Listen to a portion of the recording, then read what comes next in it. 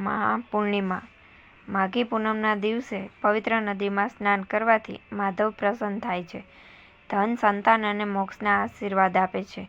હિન્દુ ધર્મમાં પૂર્ણિમા તિથિને વિશેષ મહત્વ આપવામાં આવે છે. ત્યાં જ મહા મહિનાની પૂર્ણિમા તિથિ 27 ફેબ્રુઆરી શનિવારના દિવસે આવી રહી છે. આ તિથિને ખાસ માનવામાં આવે છે. માન્યતા પ્રમાણે મહા મહિનાની પૂર્ણિમાના દિવસે પવિત્ર નદીમાં સ્નાન કરનાર જાતકો ઉપર ભગવાન માધવ પ્રસન્ન થાય છે અને તેમને સુખ, સૌભાગ્ય, ધન, સંતાન અને મોક્ષના આશીર્વાદ આપે છે. મહા મહિનાની પૂર્ણિમાના દિવસે દાન, હવન, વ્રત અને જાપ કરવામાં આવે છે. આ દિવસે દેવી લક્ષ્મીજીને પ્રસન્ન કરવા માટે થોડા કામ કરી શકાય છે.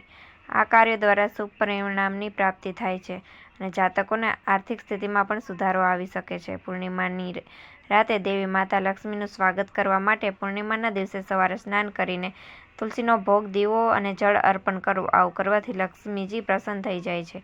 આ સિવાય પૂર્ણિમાએ લક્ષ્મીનો મંત્ર જાપ કરવો જોઈએ. માનસિક શાંતિ માટે પૂર્ણિમાના દિવસે ચંદ્રોદય સમયે ચંદ્રને કાચા દૂધમાં ખાંડ, ચોખા મિક્સ કરીને અથવા તો ઓમ ક્લીમ સોમાય નમઃ મંત્રનો જાપ કરીને અર્ધતન આપવું જોઈએ.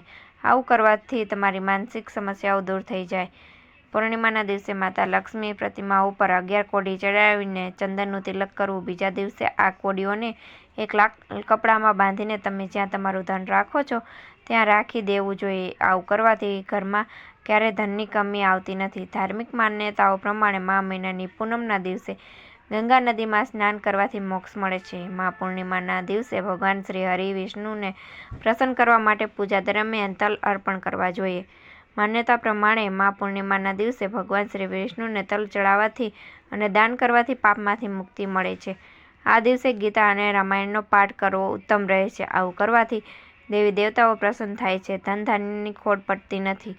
મહાપૂર્ણિમાએ દાન કરવાથી વિશેષ ફળની પ્રાપ્તિ થાય છે. એટલે આ દિવસે ભક્તોએ તેમની શક્તિ પ્રમાણે દાન કરવું જોઈએ.